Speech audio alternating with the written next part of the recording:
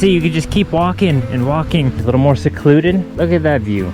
It's actually pretty incredible. You know, aqua turquoise color. So this would be super great for snorkeling. This is the beach right here. Man, look at all the garbage. So much everywhere. And we just created a fire and then left. Things like this just get left behind to rot. Enjoy a nice little hidden beach there is here on Guam. Kind of hidden. So here we are at a beach today for a video. When you look behind me, you might think, wow, maybe you're at another beautiful beach destination here on Guam. You know, the truth is, yeah, it is, right? It looks beautiful, but the other, 180 degrees is not so beautiful. Over here, there's like an abandoned power plant. I think it's abandoned. It looks abandoned. And then behind me is just overgrown jungle and stuff like that. And there's a lot of abandoned cars in this area. So here you guys can see there is another abandoned car. It does look like somebody cut the grass over here, which is kind of odd, but man, look at all the trash over here that people are just dumping. But as you can see, there is an abandoned car here. And look, oh wow, we can make it like right over here. Wait a minute. I know why the grass is cut. It's probably because, the people that come and pick the pieces of the car, they cut this to get their little trail. But as you can see, this was once what's this, a Chrysler or PT Cruiser, right? Yeah, one of those old PT Cruisers, and people have pretty much just been picking at it and taking the things they need from it. Looks like it's been sitting here for a long time. It has no wheels, no tires, and this is just a sad reality here in Guam. Things like this just get left behind to rot. Now, I did make a video on the abandoned car situation here in Guam, which is just something that needs to be fixed, and hopefully they are slowly fixing it. I hope. I don't really know, but it's just crazy. Like a beach here, a public beach where you can come with your family, enjoy your time, and people are just abandoning their cars here, and then people are scrapping them, and it looks horrible. But as you can see, there is another one right over there, that white one. That is another abandoned car. That one looks quite new because the tires are still there. Usually the tires go very quickly after they put it on cinder blocks and take those, but the tires still kind of have air in it, so I'm assuming that one's kind of new. But today I want to show you guys a place that I've been wanting to come to here on Guam. I just never quite made it here. Now, I don't know how to pronounce the name correctly, but this here is Tanguisson Beach or Tanguisson Beach, something like that. It is on the western side of Guam, and yeah, this is what it looks like. It's a pretty wild beach. It was a park, it is a park, but it's not really maintained. And yeah, I've always thought about coming here, so today is the day. Now, the reason why I am coming here is because there are hidden beaches here, kind of. I guess we can call them hidden beaches because this is the public beach here, the main beach that you can access as soon as you come into the area. But there are other ones that you can kind of hike off too. So I want to check those out today. It's so overgrown next to the power plant. The fence was broken, I saw, so I'm gonna go ahead and say it's definitely not in operation. And there are little ground fires around here that people probably make and have a little fire, which you're not supposed to, I don't think. But so here is the water. I don't know, it's looking like it's more of a low tide here, but it's very clear. I don't really know about the quality of the water. Like, is it actually good for swimming or not? It looks okay, other than the rust. You probably don't want to go on to the rust, and I don't know why they have that. Maybe this was like a discharge area, but I don't know if you guys can tell, like there's this weird like tint in the water there that does not look right. So I'm gonna go ahead and say that maybe there is some pollution in this water. I mean, there's pollution in a lot of the water around the island, I guess, but yeah, this looks like the sand has a little bit of a discoloration going on. But anyways, you can see this is all part of like the Tanguisson Park area. Again, if I pronounced that wrong, sorry. But this is just like an area you can come and hang out, I guess, with friends and family. I don't know, there's all this stuff. Maybe people fish out here. But as you can see, you can just keep walking and walking, and then you can go down there, and then you can have like a little beach to yourself where maybe less people are. And that's what I've kind of like noticed and read online, that this area here you can come to and then walk in both directions and try to get a little spot to yourself where there's not many people, like you will find in Tumon Bay. And now just around the corner of that cliff there would be Two Lovers Point, or on top of that cliff. And so that's also a very popular tourist destination to go to see a nice view of this area, this part of the ocean and Tumon Bay and stuff like that. So if you want to come visit this place, it's just down the road. You just have to pass it and then take a left and come down the steep hill. But if you do come down here to this area, I must forewarn you, be careful of the road. It's very rough. It's not in good condition. You might want a bigger car, SUV, something like that. Maybe not a little small car. There's a lot of potholes and the road's kind of washing away, and then also the jungle is overgrowing onto the road. So it's an area that you definitely want to be careful trying to come over to. So yeah, this is a place where some people swim. I've seen pictures on Google of people swimming and whatnot. But where we want to go today, what I want to check out, is just on the other side of that overgrown area. So I'm hoping there's a trail that cuts through. I believe there is. I think I did see some people talking about it on Google and some other videos and stuff like that. But there also is a private road entrance that you can take to get there. But that's not how I'm trying to go there, because that could be trespassing, and that's not the best option. Man, look at all the garbage. Just so much everywhere. Oh, look at that. Somebody actually created a fire recently. That's actually smoking.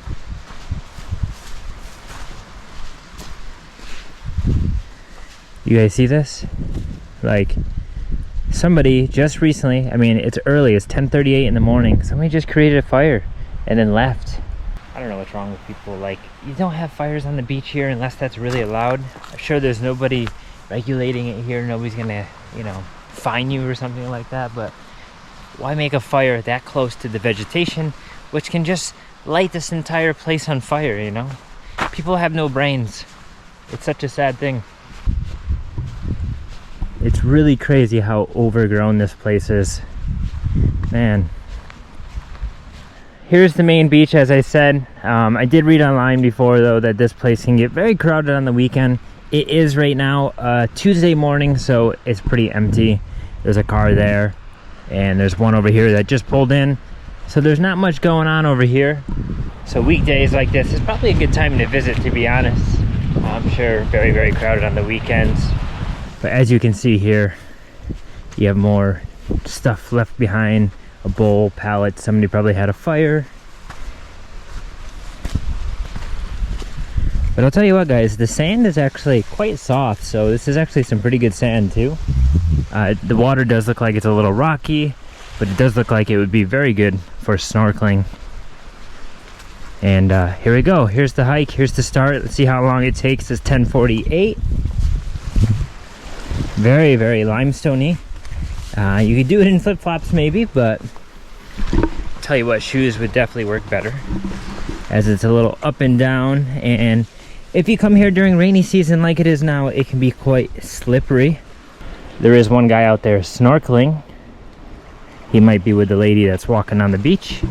But so far, I'll tell you what, the trail looks like it's maintained somewhat. Well, maintained as in probably, you know, people walking by and keeping it maintained.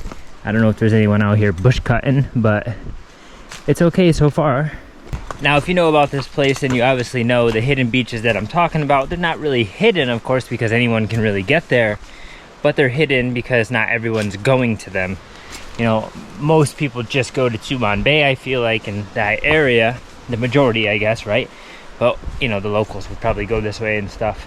All right, I don't know which way. We got a left that goes to the water, and then we got a right that kind of goes up. I think I'm going to try right, as in left might go too close to the water, and I can't walk in the water. I'm not prepared for that. So we're going to go this way.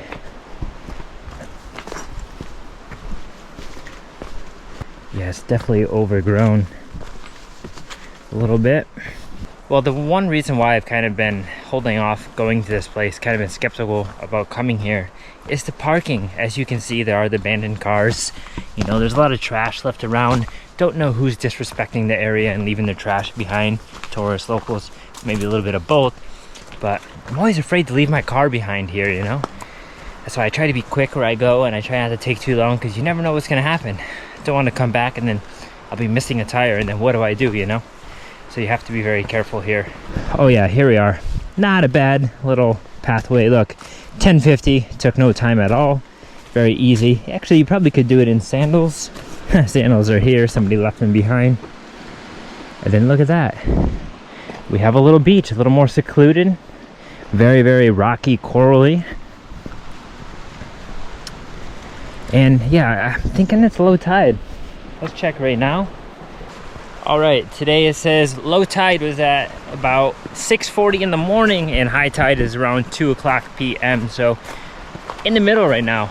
It's gonna be higher. It's still kind of low. And that's probably why a lot of this is exposed. But as you can see, you know, the hidden beaches, right? These are the ones over here that are farther down. And actually, the farther you go down this way, if you can, there becomes more private property where people live. People have like some sort of ranch, things like that. But the reason why this part over here is extremely famous is because of those. I don't know if you guys see those.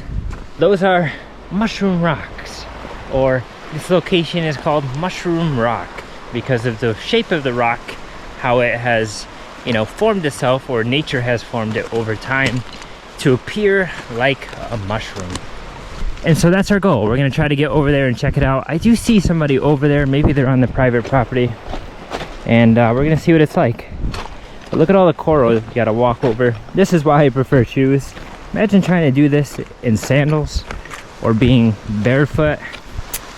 Nah. Look at, we got a little bit of trash. That could be left by people. Bottle. Could be left by people, could have washed up, you never know.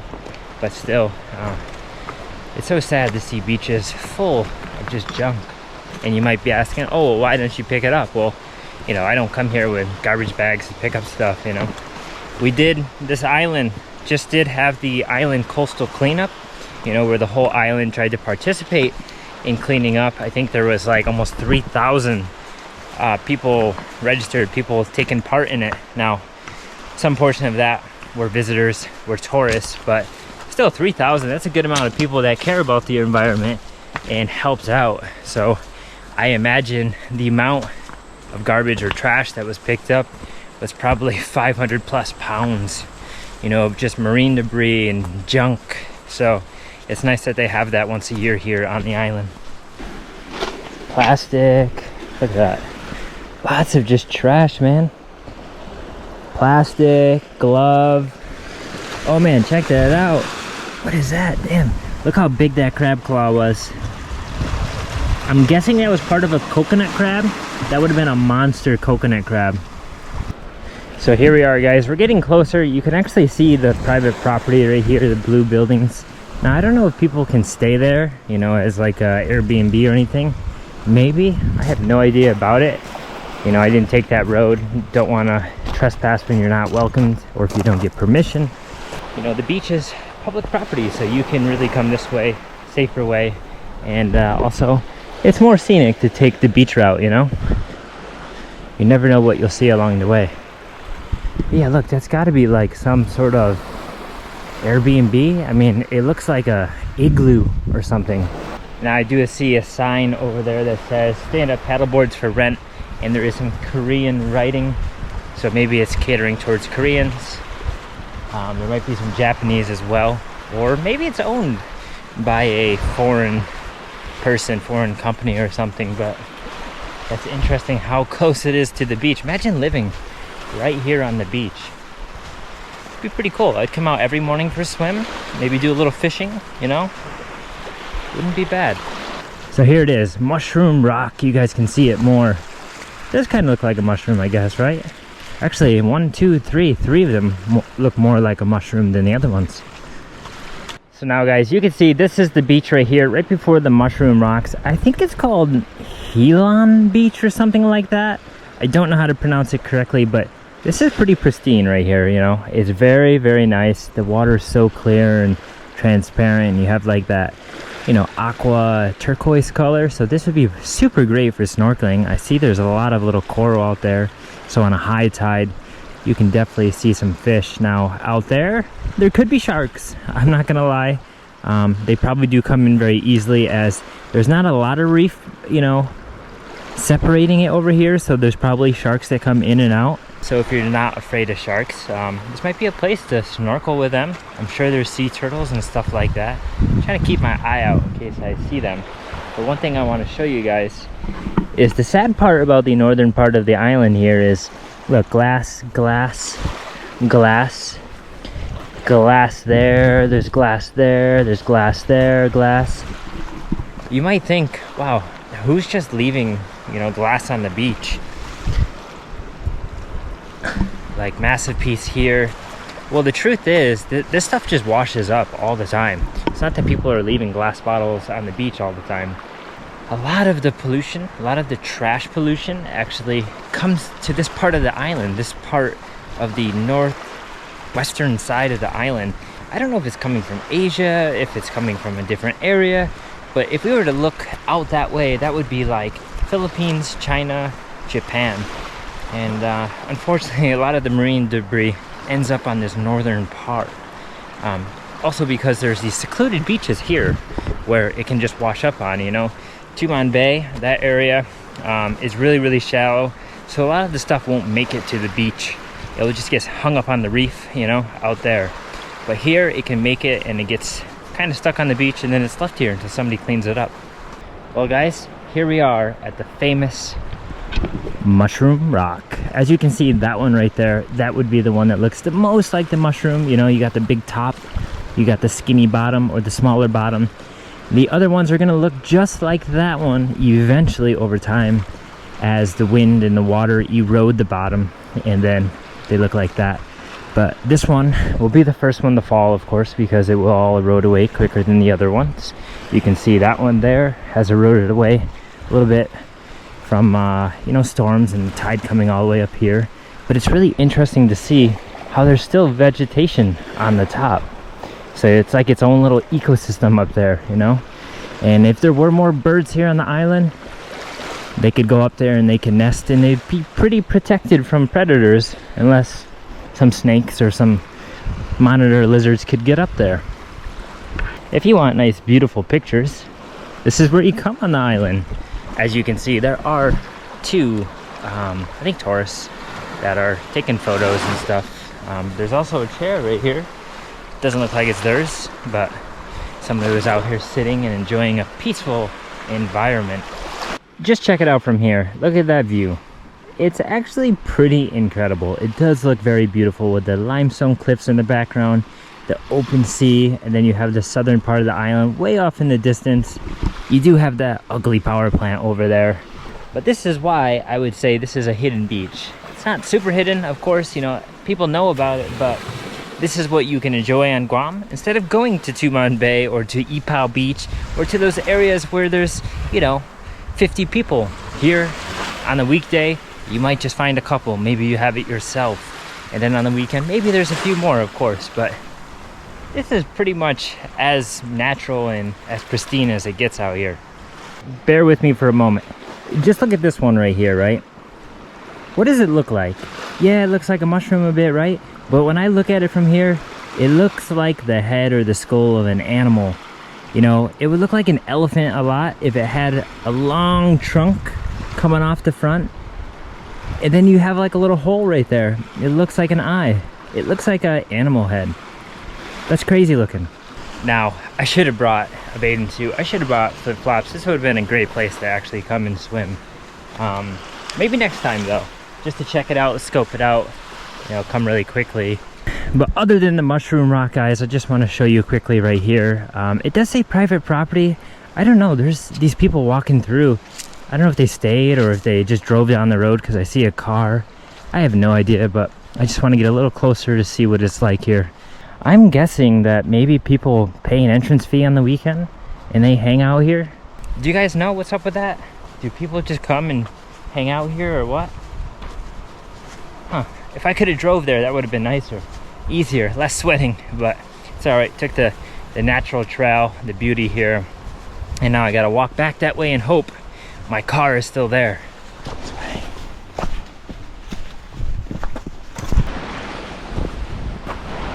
Alright guys, successfully made it back on the trail. Less than 10 minutes to go the full length all the way to Mushroom Rock. Very, very quick. especially if you're like me, if you hike very quickly. But a couple more people did show up here at the power plant beach here. So there are a few people hanging out on a Monday. Two of them at least look like tourists. So I guess tourists frequently visit this place, or maybe they're locals, I don't really know. But it seems like maybe this is a good time to visit, as it is very quiet, as I said. And if you guys do come here, definitely check out that Mushroom Rock Beach. Go for a swim down there. Just got to make the hike. Don't leave anything valuable in your car, as somebody could steal it. And yeah, you don't want to have another car here broken down and left to rot forever. As you guys can see, there's a little bit of sign details here at the entrance of the park. The entrance is actually right there, and there are some signs. So that's the last part I want to check out. I want to see, what does it say about this place? Maybe there's a little bit of history. So as you guys can see, it does say trail to Helan Beach, right? And it's a 2.2 mile hike, and it says it ends at Shark's Hole, but there are no sharks here. Interesting. Why would they call it Shark's Hole but there's no sharks? Used to be, now there isn't sharks? Well guys, there is a bit of history here that you can read about the beach and how it came about. You know, to make a story short, the Chamorros, the local people, lived here for like 3,000 years, a long time ago. The US Navy took it over back in the early 90s. So basically, the Navy built a power plant. They changed the name of this place to like NCS, and then eventually Guam's government took it over and restored the name back to what it is. But one thing I wanted to say is the reason why it's called Tanguisson or however you say it is because it has something to do with parrotfish, and they think that that's what the locals way back then were using this area mostly. Well, not using this area, but they lived here, and one of the things they got from this area, one of the resources, was the parrotfish. And so that name relates to the parrotfish somehow. One other thing I wanted to mention is that when we actually walked down the beach there, that area was old sites of the villages. So there are the stones and the laddie stones on how they built their houses. So basically, if you guys come here, you'll see there's some information. It's very old, as you can see. This sign should be updated, but they ain't gonna update it until they, you know, put some maintenance into this park. But you can learn about the old cultural fishing practices and, you know, life around the village and stuff like that. So it's pretty cool. So definitely come here, read this stuff, and enjoy a nice little hidden beach there is here on Guam. Yeah, kind of hidden. But that's it guys, that's it for this vlog. Until the next one, somewhere here on Guam, I'll see you guys soon.